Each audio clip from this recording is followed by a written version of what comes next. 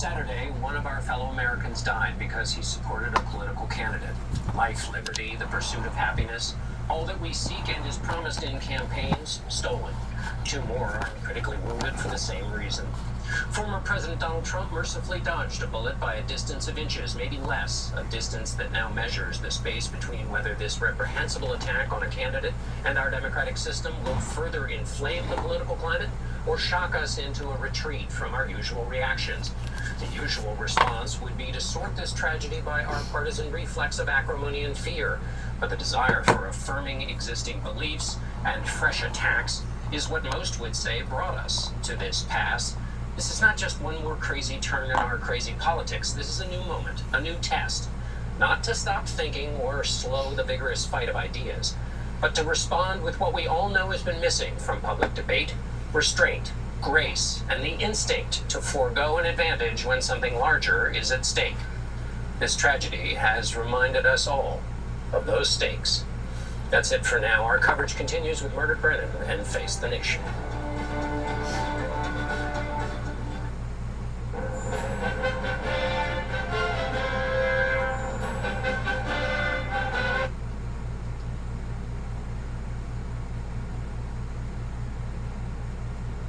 Murdered Brennan.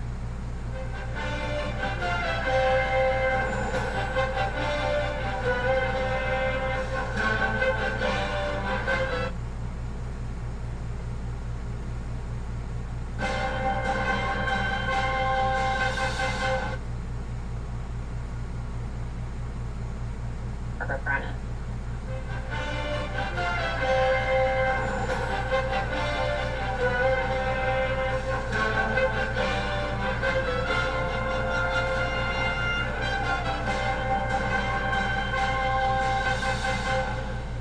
Starting tomorrow. You see that massive motorcade as well, just hours after he was discharged from the hospital. It's right here. This is following that attempt on his life. The former president is now at his golf resort in Bedminster, New Jersey, under increased security. NBC News correspondent Rahema Ellis is in Bedminster right now and joins us live. Rahema, give us a sense of what's going on right now with Trump's inner circle and what you know about the movement and or the schedule of the president. Tom, what I can tell you right now is that we have heard that from the former president in terms of a social media post on Trump Social. We're going to get to that in a moment because more recently we just heard from the former First Lady. And I want to read it for you as we put up a full screen. She said, "When I watched that violent bullet strike my husband, Donald, I realized my life and Barron's life were on the brink of devastating change. I am grateful to the brave Secret Service agents and law enforcement officials who risked their own lives to protect my husband. To the families of the innocent victims who are now suffering from this heinous act, I humbly offer my sincerest sympathy." That from Melania Trump just a short while ago. We also, as I mentioned, we did hear from the former president today on his Trump social media post. He wanted to thank everyone as well, saying that his thoughts and prayers for yesterday's events, and that he said it was God alone who prevented the unthinkable from happening.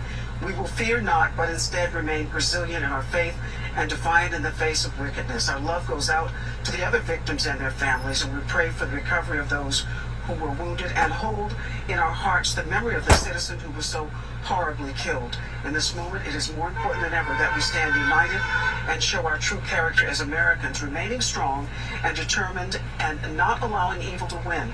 I truly love our country, and I love you all, and look forward to speaking to our great nation this week in Wisconsin." The former president is, as he is saying, planning to go ahead with that schedule of addressing everyone at the RNC later this week.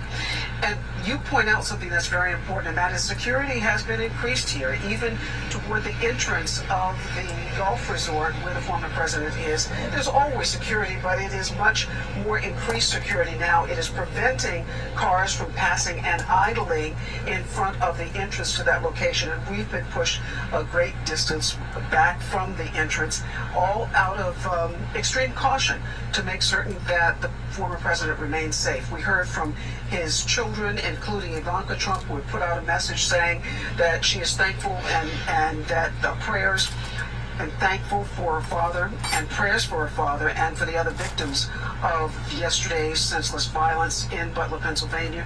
And she also expresses gratitude to the Secret Service and other law enforcement officers for their quick decisions, and she's continuing to pray for the country. So that's what's happening here. We haven't seen the former president, but again, we have heard from him, and there is talk even from his son, Donald Trump Jr., Jr., I should say, that his father was in good spirits and grateful for all of the good wishes that are coming from other people. Tom? Rahima, do we know if there's any plan? Are we hearing that the former president may speak today? There has been a lot of communication about the possibility of him speaking today, but we should tell you from those who are heading up the former president's political campaign, they put out a memo that it has been confirmed by NBC by two people who are close to the campaign, saying essentially that there is a communications lockdown right now, and anyone with the campaign who violates that could be subject to termination. They are trying to keep the message around the former president concealed and very tight. They want to control what's coming out right now. So I can't tell you that we're hearing anything specific except just that. They've got a communications lockdown right now, and unless or until we hear it specifically from the members of his campaign, we have to again say the communications is on lockdown. Tom? Rahima Ellis, live from Bedminster for us today, tracking all the developments that involve the former president from New Jersey right now, where he is recovering for the time being until he travels to Milwaukee. Rahima, we thank you for that. We're going to have much more from the scene here in Butler, Pennsylvania, right after this.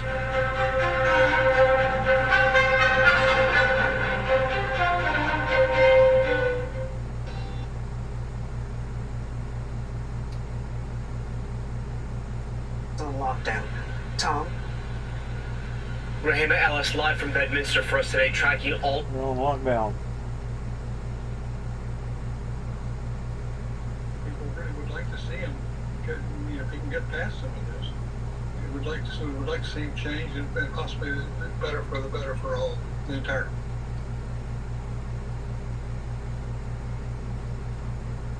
Tell me, the spokesman for the Secret Service, showing one of 3 charter planes that showed up here in Milwaukee, filled with Secret Service agents. That was before the assassination attempt. It's always been a massive operation out here, with new concerns, according to the spokesman for the Secret Service. And the 2 areas of new concerns that he pointed out would be Trump supporters who are angry about the assassination attempt, and Trump haters who are encouraged by it.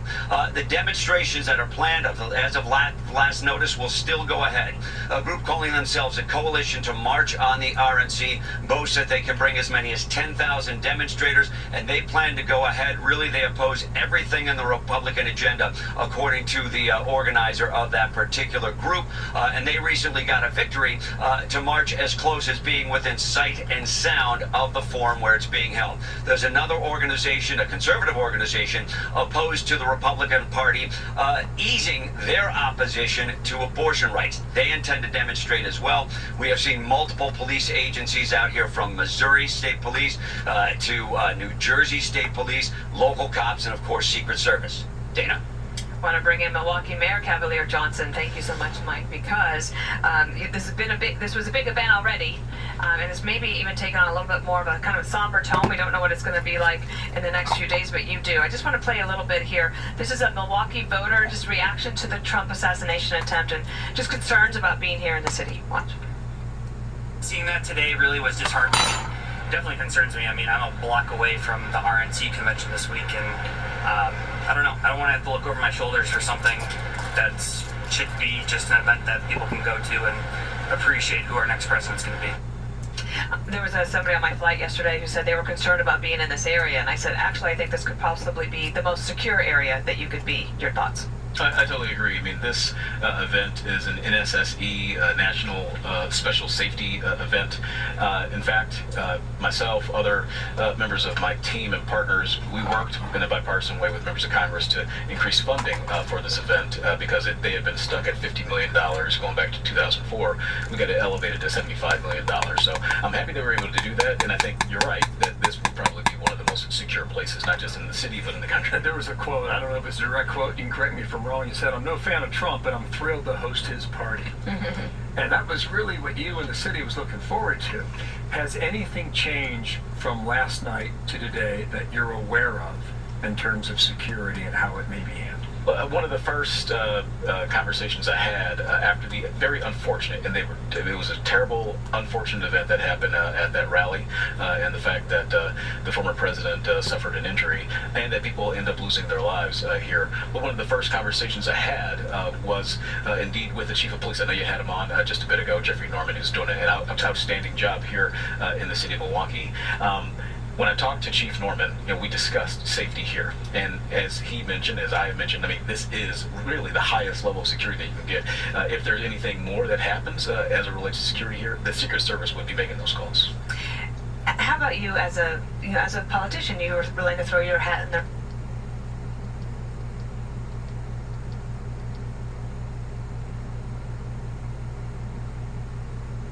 officials. So in the immediate aftermath, all of us were so confused because we just couldn't understand how something like this could have happened, how someone could have gotten in. Now, of course, we know this shooter was outside of the perimeter, but I'll just walk you through those moments for us and our team. We were on the press riser, which is as usual in the center of the venue, just behind the rows of seated audience members looking straight on at the former president. I had just done a stand-up in front of the camera as the former president took the stage. I was heading off of the riser to grab my laptop with my producer Bianca. We were just descending the stairs from the riser onto the ground level where most of the attendees were standing, and that's when we heard those sounds that now everyone is familiar with, that pop, pop, pop.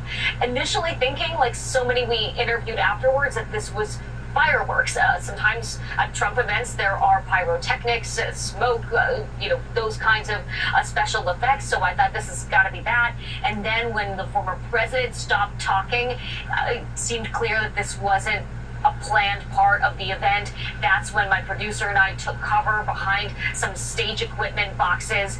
We were undercover, basically moving from typical Trump rally to confusion, chaos, and then when we were taking that cover, that's when sort of the fear settled in that, wait a minute, this might be something much more serious than we expected.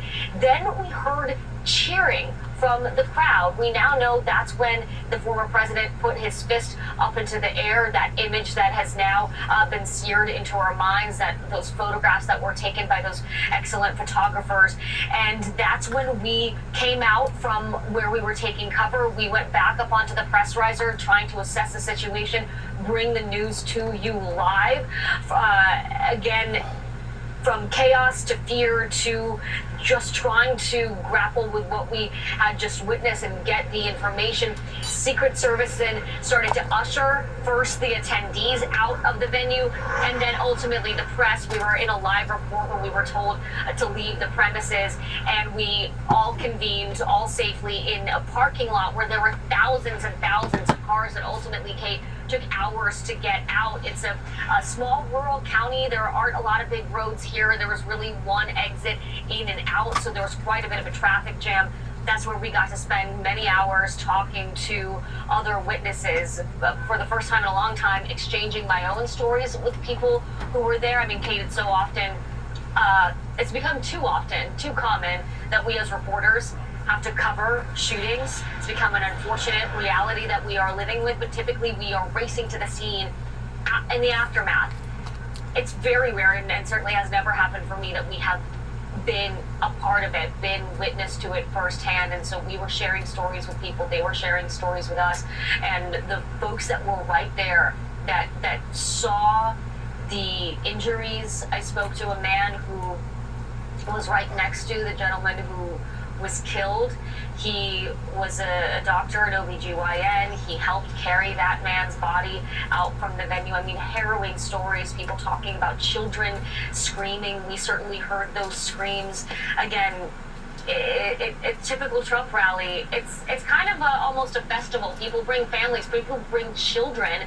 It's a celebratory, jovial atmosphere, and that's what people were going in with. Many people who had been to several Trump rallies before, expecting a similar sort of event, and of course, never could have imagined what ended up happening last night, Kate. Yeah, it's traumatic to watch on television. I can't imagine how traumatic it was to see it in real life. Dasha, thank you for recounting all that for us. Appreciate it.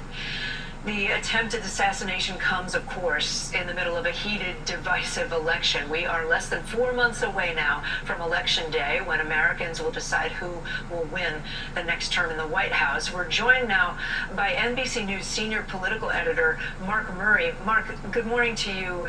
2 days ago, so much of the focus was on President Biden and whether he will stay in the race and the internal squabbles in that party. We were awaiting former President Trump's selection of a vice president, which we're still awaiting.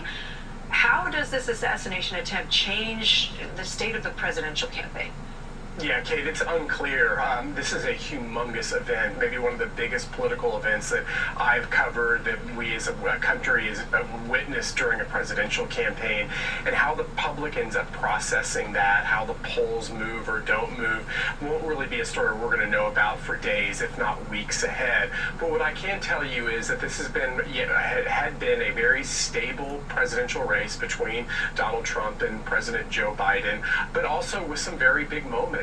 But even before yesterday's event, and obviously talking about the debate that happened just 2 weeks prior to that, the felony conviction of Donald Trump back in late May, but this might be the biggest one of all. And so my guidance to everyone is that we're just going to have to actually kind of wait and see how Americans and voters process this story. As you mentioned very rightly, we have a presidential election less than 4 months from now. Just to ask the question, are any Democrats still talking about whether President Biden should remain on the Democratic ticket? Our colleagues, Kate, Natasha Korecki and Carol Lee, have reported that at least right now, that kind of effort to knock Joe Biden off the ballot seems to be frozen. And with time, obviously, of the essence, that if Democrats did want to have an alternative to President Biden, they were going to have to move quickly. That is very good for President Biden and his situation at the top of the Democratic ticket. Again, it's worth noting that things can always be very fluid, Kate, but right now, and with how frozen our politics are right now, the Biden campaign pulled down all of its ads. You're not seeing any kind of statements. You're not seeing any politicking whatsoever. That if you were going to have an effort to be able to move President Biden from the ticket, it had to be very fast and had to be very rapid. And so I do think that this freezing in time does help the president. Yeah, I hear you, Mark. I do wonder, heading into the Republican convention this week, typically that's a boost to any candidate. Now, given what's happened last night, are we likely to see a lot of support from President Trump's, people who are already likely Trump voters? Yeah, how the convention ends up playing out, Kate, it really is going to be very, very interesting. We already kind of knew some of the broad themes that the Trump campaign was going to emphasize heading into the convention, which begins tomorrow, talking about the economy, talking about immigration, talking about security, talking about making America great again. But obviously what transpired last night, I think, will end up hovering over the convention and certainly be a major part of not only former President Trump's nominating address and accepting the nomination, but also do remember the vice presidential pick that we're all expected to come sometime this week. And so some very, very big events that are coming at the Republican convention, and then obviously what ended up playing out last night, kind of overshadowing everything else. All right, Mark, and by the way, we did have a new poll come out this morning, but it was taken before the events of last night, which shows the race very tight. Obviously, as you say, we have to wait and see if that changes. Mark, thank you so much. Stay with us. Much more of our special coverage here on NBC News Now and MSNBC coming up again after just a quick break.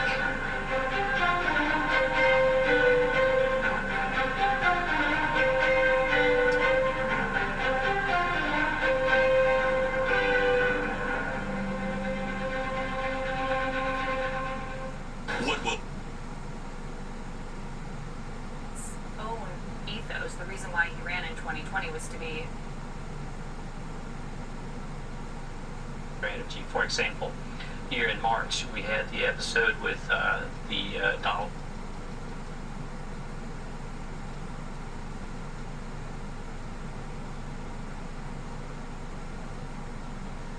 Join us in our mission to keep the American flag truly American.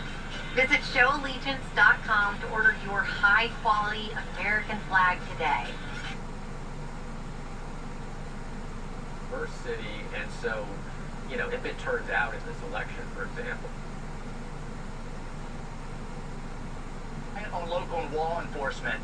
And Dana, I can tell you, we love our police, but I've been to many rallies. I've seen many times local law enforcement are enjoying Trump and watching Trump, and you just don't have that level of protection that you would with an expanded Secret Service detail. And we'll see. We have a lot to learn. But what I'm hearing from the agents is this was their concern. They saw this coming, and the agents did a great job. I think this is going to be a headquarters and a resources issue at the end of the day.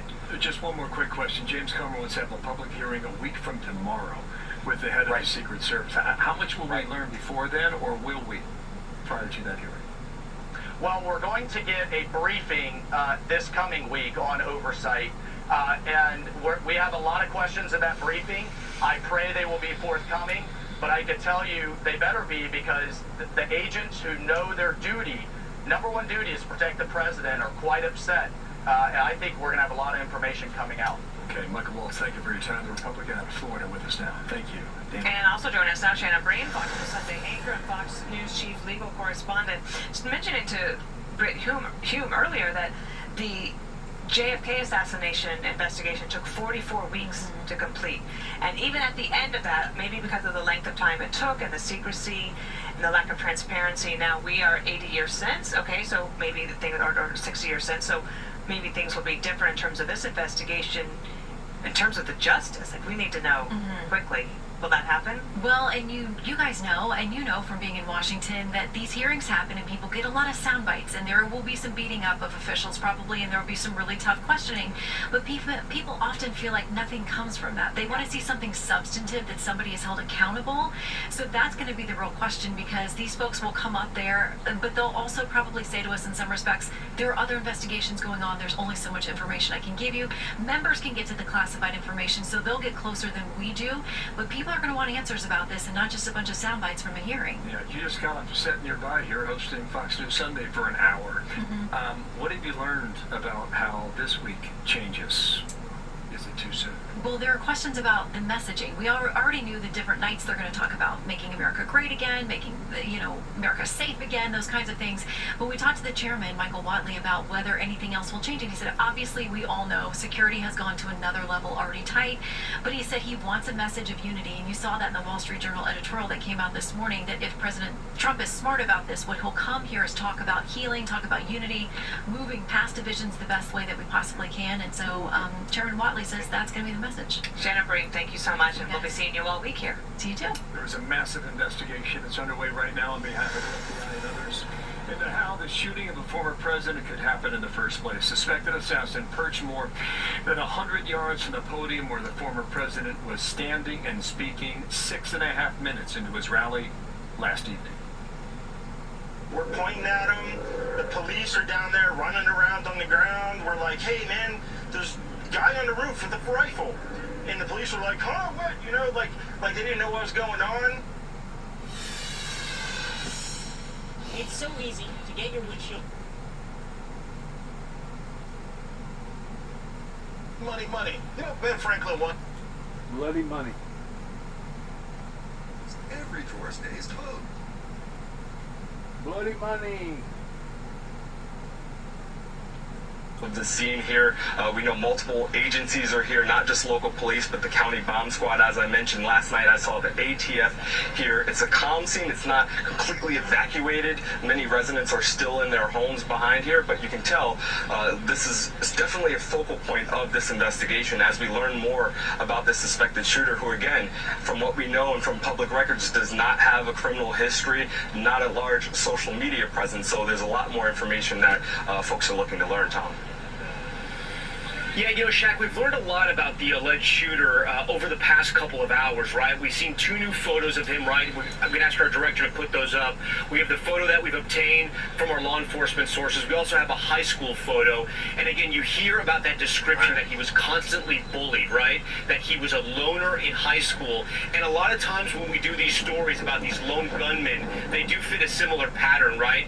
And some... Another sicko. Somebody that needed the Lord.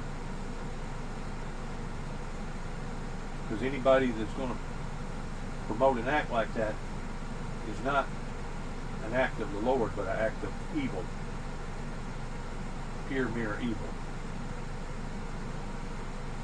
And sometimes it does involve bullying. So that part isn't surprising. We know at one point he was a registered Republican, but he also made a $15 donation to a left-leaning group called Progressive Turnout Project in 2021. And Jack, we've also learned about the gun, right? I know our law enforcement sources have been telling us that the gun was actually purchased legally by his father. What else do we know about the weapon? Right. Yeah, we know that it's a semi-automatic weapon that was used there. We don't know the particular details of that gun, but that's something that you have investigators certainly looking into. You mentioned this profile that we have learned and that we're starting to hear about right now. It's a profile that we've fortunately become accustomed to hearing. The idea that someone's being bullied, that they're a loner, of course, doesn't justify any of the activity, and that was a point that you had this classmate or this schoolmate make in the conversations that we had. But it's notable and it's striking and definitely something that we know investigators will be listening for and looking into. I also will say that we did hear from the high school. We saw some video of this suspected shooter at his graduation. He was part of the class of 2022. We heard from the school district. They, of course, offered their thoughts and prayers for the families involved, but they also said that they're cooperating with this investigation fully. They're cooperating with members of law enforcement. If what we heard from this person who said he was a schoolmate of the suspect is accurate, that's definitely information that you might have school officials knowing about, teachers, superintendents, principals maybe knowing about. So you can expect that to be looped into this overall conversation. You get the sense that it's still early. That's something that a member of the bomb squad told me last night, that this investigation is in its infancy, was his words. But you're getting the sense that they're starting to learn a little bit more, as we are, and as more people continue to talk and share their perspective and share what they know about this 20-year-old suspected shooter. Yeah, and Shaq, we've also learned, right, from those eyewitnesses who said they saw him get up on the roof and then sort of bear crawl. The wardrobe he had, right, what he was wearing at the time, it seemed to be, if you will, and I don't know exactly because the image is hard to see, it almost looks like camouflage maybe, and then he was also wearing a gray t-shirt. Yeah. But our Courtney QB has reported that even though he was doing the bear crawl, even though he had that AR-15 style rifle and he was pointed at the president and he got incredibly close, within an inch, he apparently had no military training. That's correct, Shaq?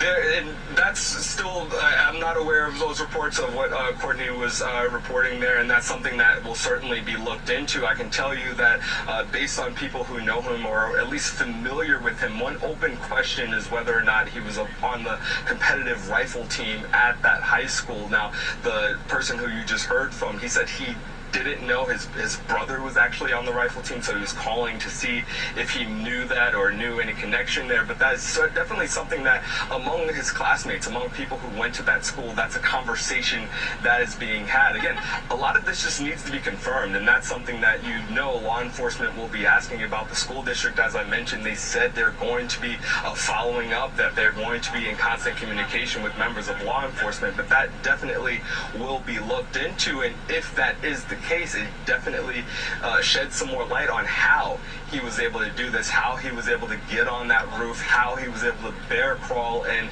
get a shot off or get multiple shots off at the former president. Again, this is the early part of the investigation, but there's a lot of questions that folks have, and it seems as if law enforcement is starting to get a little bit more information.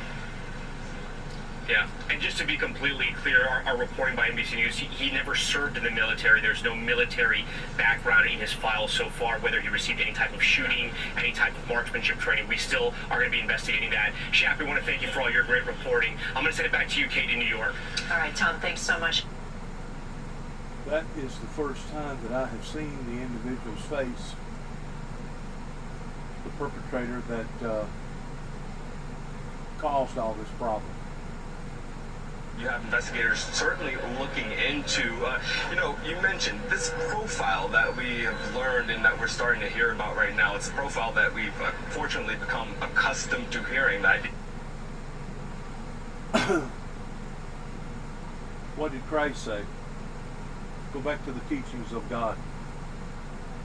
For in the last days they will be in sheep's clothing, but raging, ravening wolves inside. The individual that you're looking at, you would think, well, he's patriotic. Look at the shirt he's wearing. It's not a patriotic thing to want to kill the United States president.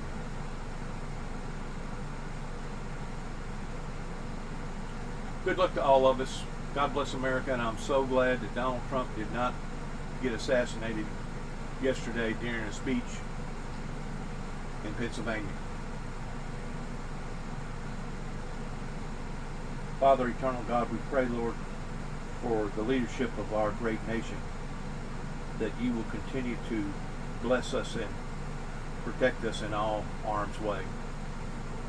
We know, Lord, that it was only through and by the hand of you that protected prior President Trump yesterday from him basically becoming a victim of an assassin's bullet. Pray, God, for those who are surrounding this particular situation, especially those who either gotten injured or are deceased, to comfort the family members. Pray, God, that you will continue to guide us and direct us.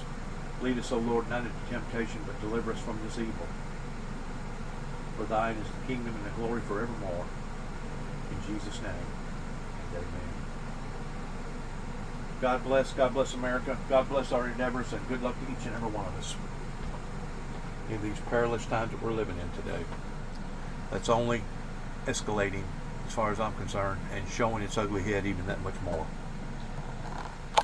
Shalom.